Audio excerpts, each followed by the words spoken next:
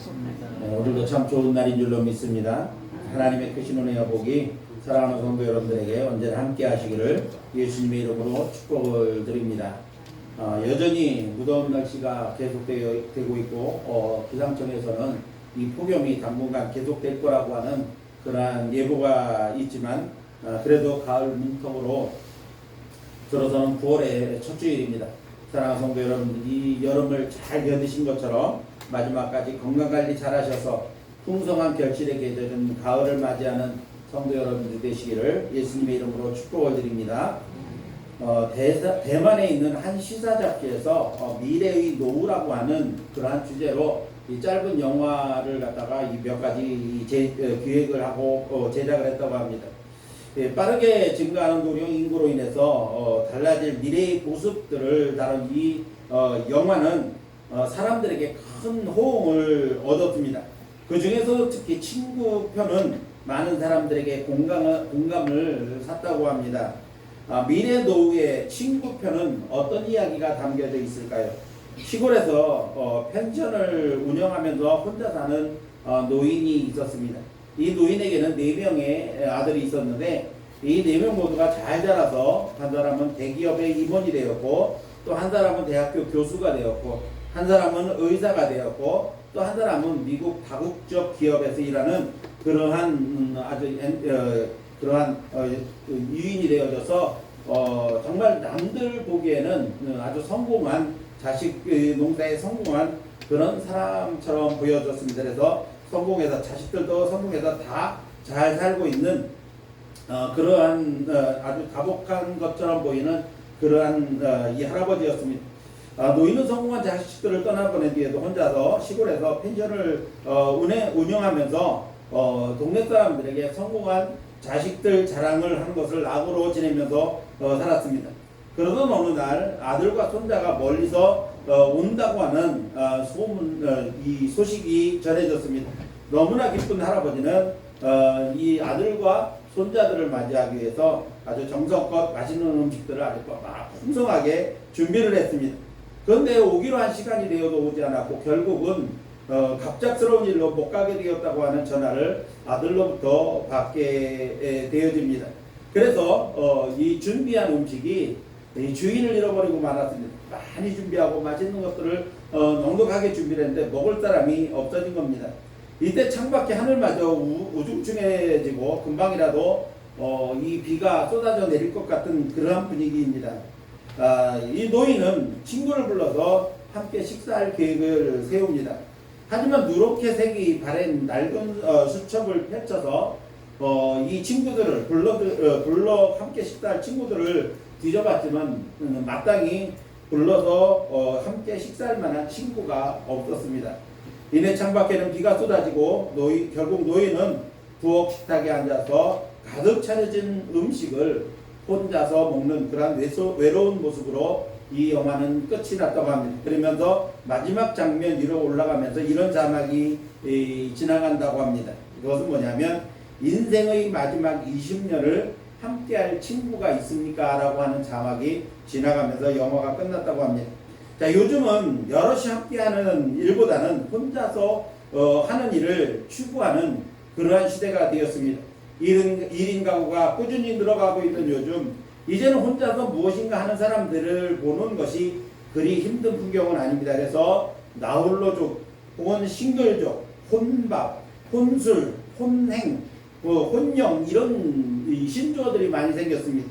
그래서 혼밥은 혼자 먹는 밥, 그 다음에 혼술은 혼자 먹는 술, 혼행은 혼자서 하는 여행, 그 다음에 혼영, 혼자서 보는 영화, 이런 이 신조어들이 새로운 단어들이 몇 년 사이에 유독 많이 등장을 했다고 하는 겁니다. 다른 누군가와 스케줄을 맞출 필요가 없고 오로지 나 자신이 좋아하고 만족할 수 있는 편한 시간을 원하는 그러한 사람들이 점차 늘어나고 있다는 것입니다.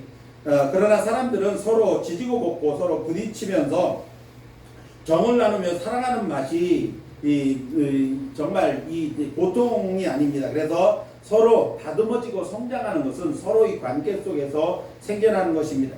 그래서 많은 사람들은 노후에 가장 필요한 것으로 돈과 건강 그리고 친구 이렇게 세 가지를 뽑았다고 합니다. 아무리 돈이 많고 건강해도 혼자보다는 마음이 통하는 친구와 함께 보내는 것이 더 행복할 것입니다.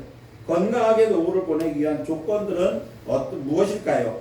성도 여러분들은 인생의 마지막을 함께할 그러한 진정한 친구들을 몇 명이나 가지고 계십니까?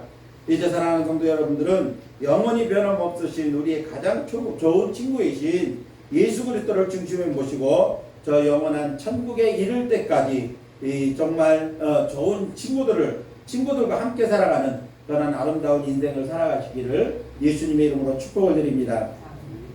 우리가 지난 시간까지는 데살로니가 교회 성도들의 신앙적 특징에 대해서 배웠습니다. 이 데살로니가 교회 성도들에게 나타난 신앙적 특징은 사도 바울이 하나님께 감사하면서 그들을 칭찬했을 만큼 아주 훌륭한 신앙생활을 하고 있는 모습들이 나타났습니다. 데살로니가 교회에 나타난 신앙적 특징은 믿음의 역사, 사랑의 수고, 그리고 소망의 인내가 뚜렷하게 나타나는 그러한 신앙을 가지고 있었다는 것입니다. 당시 유대인들의 해방과 가진 핍박에도 불구하고 믿음을 지키며 교회를 세워나갔던 데살로니가 교회였습니다. 이런 데살로니가 교회의 믿음의 행보는 사도 바울을 기쁘게 했을 뿐만 아니라 다른 모든 믿는 교회의 성도들에게도 귀감이 되는 그러한 신앙이었습니다. 올해 우리 교회 비전은 건강하게 성장하는 교회가 표어이고 또 비전입니다.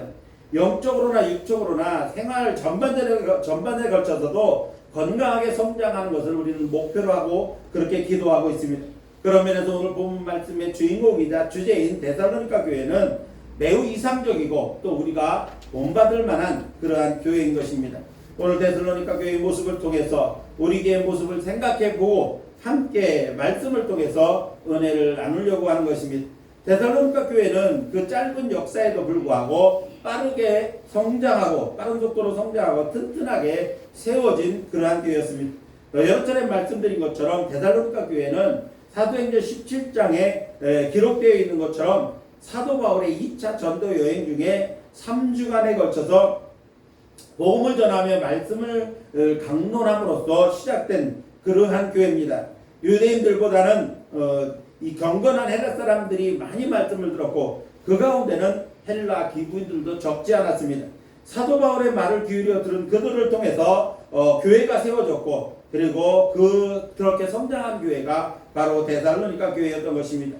이곳에 복음이 전하기 위해 온 사람들은 사도 바울을 비롯해서 실로아노라고 부르는 또 실라와 그리고 바울의 믿음의 아들인 디모데와 함께 복음을 전하게 됩니다.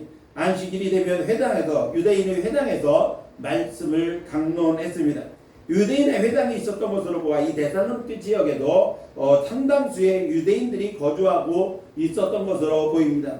그런데 그들은 복음의 조력자가 아니라 오히려 회방자였고 핍박을 하는 그러한 자들이었습니다. 오히려 경건한 헬라인들과 헬라의 귀부인들이 바울의 말을 귀 기울여 듣고 그리고 그들이 믿음을 가지고 예수 그리스도를 영접한 후에 교회가 세워지게 되었다는 것입니다.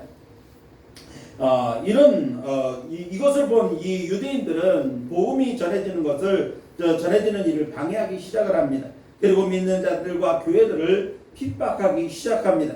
결국 바울 일행을 잡기 위해서 이 야손이라는 사람의 집으로 쳐들어갔는데 쳐들어가다 보니까 바울이 없는 겁니다. 사도 바울의 일행이 없자 그는 야손과 다른 믿는 형제들을 잡아가지고 공회에 끌고 나가서 천하를 어지럽게 하는 사람이라고 소문을 내면서 관리들에게 고발을 합니다. 그러면서 많은 회방과 핍박을 해왔습니다. 이것은 데살로니가 지역뿐만 아니라 복음이 전해지는 곳이면 언제 어디서든지 유대인들의 회방과 핍박이 있었던 것입니다. 이로 인해 바울 일행도 데살로니가에 더 이상 머물러 있을 수가 없어서 근처인 베레아 지역으로 이 땅 피신을 하는 그러한 장면이 이 사도행전 17장에 기록되어 있습니다. 자, 이렇게 극심한 박해에도 불구하고 데살로니가 교회는 오히려 믿음에 따른 역사가 나타났습니다. 사랑을 위한 대가를 기꺼이 지불하는 수고를 아끼지 않았습니다. 예수님의 재림과 천국의 소망을 굳게 붙잡고 참고 견디는 그러한 인내의 모습들이 나타나게 된 것입니다. 보통 우리는 초대교회를 본받자 그러면은 우리는 예루살렘 교회를 생각을 합니다. 예루살렘 교회는 예수님이 부활하고 승천하신 후에 최초로 세워진 교회입니다. 성령께서 최초로 임하심과 동시에 강력한 성령의 역사로 말미암아 능력이 나타났고 복음을 잉태하고 전파한 교회가 예루살렘 교회입니다. 그런데 그 못지않은 교회가 바로 데살로니가 교회입니다. 데살로니가 교회는 이방인 교회로 적지 않은 핍박 가운데서도 믿음을 지키면서 견고하게 성장한 그러한 모범적인 교회의 모습을 우리에게 보여주고 있습니다. 그래서 오늘은 성경에 기록된 데살로니가 교회를 통해서 우리가 닮아가야 할 것들이 데살로니가 교회에 어떤 것들이 있는가를 함께 배워보려고 하는 것입니다. 오늘 우리가 데살로니가 교회를 통해서 건강하게 성장하는 교회의 모습을 배우고 닮아가기를 결단하는 그러한 귀한 시간이 되실 수 있기를 예수님의 이름으로 축복을 드립니다. 자, 그러면 데살로니가 교회는 어떤 교회였을까요? 첫 번째로 보니까 성령과 능력으로 세워진 교회다. 이렇게 성경이 말씀하고 있습니다. 앞에서 말씀드린 것처럼 데살로니가 교회는 주 50년경에 바울의 2차 전도 여행 중에 세운 교회입니다. 사도행전 17장 말씀에 의하면 바울은 데살로니가에 있는 회당에서 새 안식일에 성경을 가지고 강론했다. 이렇게 기록하고 있습니다. 그럼으로써 데살로니가에는 3주간 머물러 있었다라고 하는 사실을 우리가 유추해 볼 수가 있는 것입니다. 바울의 성경 강론은 그저 학식이나 말로만 하는 강론이 아니었습니다. 사실 바울은 이 학벌이 대단한 사람이었습니다.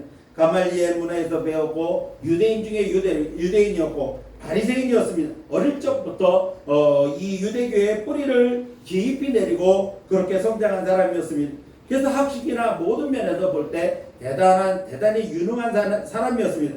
그런데 성경을 보면 이 바울의 강론은 그저 일반적인 말로만 하는 강론이 아니었다는 사실을 말씀하고 있는 것을 보게 됩니다. 바울의 성경 강론은 그가 가지고 있는 학식을 자랑하는 그러한 강론이 아니었습니다. 여러분도 아시는 것처럼 헬라에는 많은 사상가들이 있고 철학자들이 있었습니다. 많은 제자들을 두고 그들에게 사상이나 철학을 강론하고 가르친 그러한 나라가 바로 이 헬라라고 하는 그러한 나라입니다. 그런데 오늘 본문 5절 말씀을 보면 바울의 전도와 성경 강론은 어떤 철학 사상이나 말로만 하는 이론적인 가르침이 아니었다는 것을 말씀하고 있습니다. 5절 말씀 앞부분을 보면 이는 우리 복음이 너희에게 말로만 이른 것이 아니라 또한 능력과 성령과 큰 확신으로 된 것이다. 이렇게 말씀을 하고 있습니다. 자, 이 말씀에서 중요한 단어 3가지가 나옵니다. 능력, 성령, 그리고 확신이라고 하는 3가지 단어가 나옵니다. 여기서 말하고 하는 능력이라고 하는 말은 헬라어로 디나미스라고 하는 말입니다. 이 디나미스라고 하는 말은 무슨 뜻이냐면 하나님께로부터 전달된 인격적이고 초자연적인 힘, 즉 사람으로부터 말미암은 것이 아니라 하나님께로부터 말미암은 인격적이고 초자연적인 힘을 능력이라 이렇게 표현을 했습니다. 곧 사도 바울의 전도는 말로만 하는 전도가 아니라 하나님께서 제공하시는 인격적이고 초자연적인 그러한 능력으로 행해진 전도였다는 것을 말씀하고 있는 것입니다. 뿐만 아니라 사도 바울의 복음 전파는 사람의 힘이나 능력이 아니었습니다. 성령으로 말미암아 전하는 복음 전파였고 말씀 강론이었다고 하는 것입니다. 성령은 일하시는 하나님의 영을 성령이라고 합니다. 성령은 믿는 자들 안에 역사하셔서 믿음을 갖게 하시고 또 말씀을 깨닫게 하시고 전하게 하시고 믿게 하시는 능력이 바로 성령의 능력입니다. 따라서 사도 바울은 복음 전파뿐만 아니라 모든 복음을 전파에는 성령의 역사하심이 동반되어지고 있다는 것입니다. 성령의 역사가 아니면 전도하는 일도 할 수 없거니와 한다고 해도 열매가 쉽게 맺히지를 않습니다. 이 성령의 역사는 과거뿐만 아니라 오늘날도 동일하게 하면서 역사하시는 그 역사입니다. 그래서 우리가 기도할 때, 우리가 전도할 때도 그 영혼을 위해서 먼저 기도하는 것은 성령이 우리를 통해서 역사하시기를 그 간절히 사모하는 마음으로 기도하는 것입니다. 그리고 세 번째 단어는 확신이라고 하는 단어입니다. 이는 완전하고도 철저한 인식과 믿음을 말하는 그러한 단어입니다. 이 확신은 성령의 적극적인 역사와 감화로 인해서 가능한 것입니다. 하나님의 성령이 하나님의 말씀과 함께 역사해 주시지 않으면 전해지는 말씀인 문자에 그냥 불과한 것입니다. 그러므로 그리스도인은 성령의 능력을 힘입지 않고는 아무것도 할 수가 없는 것입니다. 성령의 도우심을 힘입어 복음을 전하고 진리의 말씀을 확신함으로써 우리는 능력을 갖출 수가 있는 것입니다. 데살로니가 교회는 하나님께로부터 공급된 능력으로 성령의 역사하심을 따라서 세워지고 성장하는 교회였다는 것입니다. 교회는 성령의 능력으로 세워지고 성장해야 건강한 교회이고 든든한 교회인 것입니다. 저는 우리 교회가 이런 교회가 되기를 소원합니다. 성령의 역사하심과 그 능력의 확신을 가지고 세워가져가는 교회인 것입니다. 이제 우리 좋은 이웃교회가 데살로니가 교회처럼 성령께서 주시는 능력으로 확신을 가지고 세워가는 건강한 교회 그리고 든든한 교회가 될 수 있기를 예수님의 이름으로 간절히 소원합니다. 두 번째로 데살로니가 교회는 어떤 교회였는가 하면 기쁨으로 도를 받는 교회였습니다. 데살로니가 교회는 사도 바울이 생명을 건 복음 전파에 믿음으로 응답한 교회였습니다. 그들은 유대인의 해방과 핍박 등 환난 가운데도 굴하지 않고 그 성령의 기쁨으로 십자가의 도를 받았다. 이렇게 성경은 기록하고 있습니다. 오늘 본문 말씀 6절 말씀을 보니까 또 너희는 많은 환난 가운데서 성령의 기쁨으로 말씀을 받아 우리와 주를 본받는 자가 되었다. 이렇게 말씀하고 있습니다. 어떠한 외적인 역경과 고난 가운데서도 은혜 가운데 예수 그리스도를 영접한 자들에게는 성령께서 주시는 기쁨이 있다는 말씀인 것입니다. 사실 초대교회에 일어난 핍박이나 데살로니가 교회가 받은 핍박을 생각해보면 그런 고난 속에서 기뻐한다는 것은 쉬운 일이 아닙니다. 사도행전 5장 41절 말씀을 보면 사도들이 그 이름을 위하여 능력을 받는 일에 합당한 자로 여기심을 기뻐하면서 공의 앞을 떠났다. 이렇게 말씀하고 있습니다. 이들은 복음을 전하다가 이 성령 충만받고 복음을 전하다가 사내들인 공회에 잡혀갑니다. 그들은 베드로를 비롯한 사도들은 대대장 공회에 잡혀가서 그들에게 매도 맞습니다. 협박도 당합니다. 그런데도 불구하고 베드로를 비롯하여 불변한 사도들이 성도들이 모여 기도하는 곳에 도착을 해서 지금까지 당한 모든 일들을 그 성도들과 함께 나눕니다. 그랬더니 이 성도들과 사도들은 어떤 반응이 나타났는가 하면 온 교회가 주의 이름을 위하여 고난받는 자로 합당하게 자신들이 여김을 받았다. 그런 것 때문에 오히려 더 기뻐했다. 이렇게 말씀하고 있는 것입니다. 데살로니가 교회도 많은 환난 가운데서 성령의 기쁨으로 말씀을 받아 사도들과 주를 본받는 자가 되었다. 오늘 사도 바울은 그렇게 그들을 칭찬하고 있습니다. 그들 가운데 얼마나 큰 기쁨이 성령을 통해서 공급되고 있는지를 우리가 볼 수 있는 대목입니다. 그렇게 많은 환난 가운데서도 사도 바울이 교회를 향하여 권면하는 권면이 무엇입니까? 빌립보서 4장 4절 말씀 보면 주 안에서 항상 기뻐하라. 내가 다시 말하노니 기뻐하라. 지금 이 성경이 기록될 당시는 이 복음에 대한 핍박이 가는 곳마다 대단했습니다. 많은 순교자들도 나왔고 많은 어려움을 겪던 그러한 시대였습니다. 그럼에도 불구하고 사도 바울은 복음이 전해지는 곳마다 주 안에서 항상 기뻐하라. 내가 다시 말하노니 기뻐하라. 그렇게 말씀하고 있는 것입니다. 이방인 교회가 바울과 바나바 일행들이 복음을 전할 때 그들은 기쁨으로 받았다라고 말씀하고 있습니다. 사도행전 13장 48절 말씀 보니까 이방인들이 듣고 기뻐하여 하나님의 말씀을 찬송하며 영생을 주시기로 작정된 자는 다 믿더라. 이렇게 말씀하고 있습니다. 사랑하는 성도 여러분, 데살로니가 교회는 성령께서 공급하시는 기쁨으로 사도들이 전하는 복음을 받아들였습니다. 복음이 전해지던 곳마다 기쁨이 충만했습니다.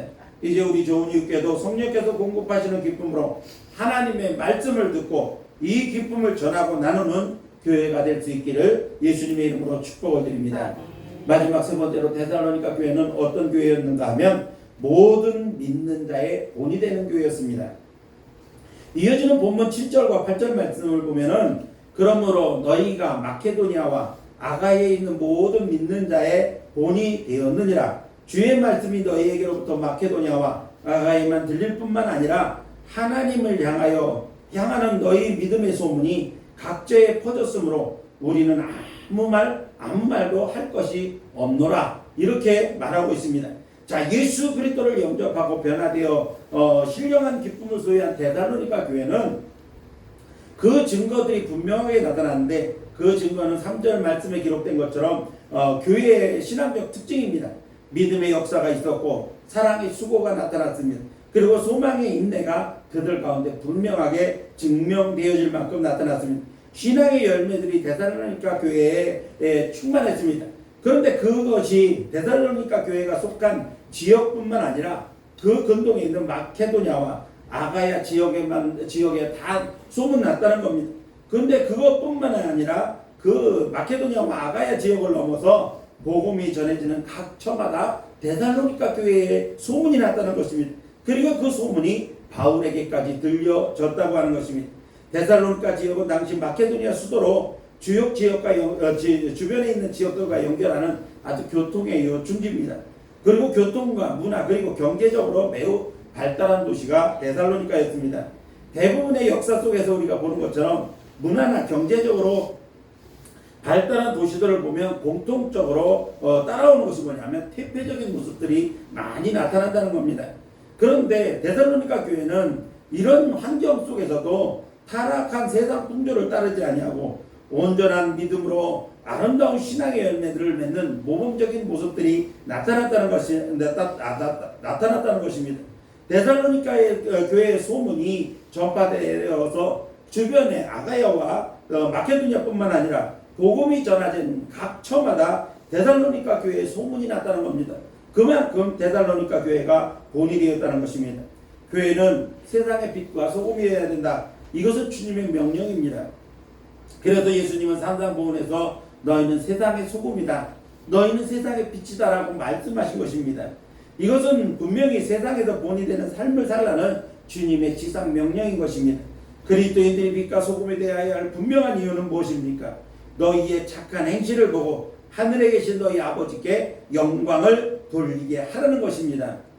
결국 데살로니가 교회는 그들의 신앙적 연배를 통해서 모든 믿는 자들의 본이 되므로 하나님께 영광 돌리는 교회였던 것입니다. 오늘날 교회들이 세상으로부터 많은 비난과 공격을 받습니다. 물론 세상 사람들이 잘 모르는 많은 부분들이 있어서 오해에서 비롯된 그런 것들도 적지 않습니다. 그러나 실제로는 교회가 본이 되지 못하는 여러 부분들이 있음을 우리는 간과할 수가 없는 것입니다. 따라서 우리는 데살로니가 교회를 통해서 세상의 본이 되고 칭찬 듣는 교회가 되는 그러한 방법을 배워야 되는 것입니다. 이제 우리 좋은 이웃교회가 데살로니가 교회를 본받아서 아름다운 믿음의 열매들을 풍성하게 맺어서 세상의 본이 되고 하나님께 영광 돌리는 그러한 교회가 될 수 있기를 예수님의 이름으로 축복합니다. 아멘. 이제 말씀을 맺으려고 합니다. 데살로니가 교회는 오늘날 교회들이 본받아야 할 많은 그러한 모범적인 모습을 가진 교회였습니다. 그들에게는 믿음의 역사와 사랑의 수고와 소망의 인내라는 신앙적 특징뿐만 아니라 그 외에도 오늘날 교회들이 배울 만한 많은 모습들이 있었습니다. 성령과 능력으로 세워진 그러한 교회입니다. 기쁨으로 도를 받아들이는 그러한 교회였습니다. 모든 믿는 자의 본이 되는 모범적인 교회였습니다. 이제 사랑하는 성도 여러분들이 데살로니가 교회를 통해서 건강한 우리 교회의 모습을 세워가는 그러한 성도들의 삶이 되시기를 예수님의 이름으로 축원합니다. 아멘. 기도하겠습니다.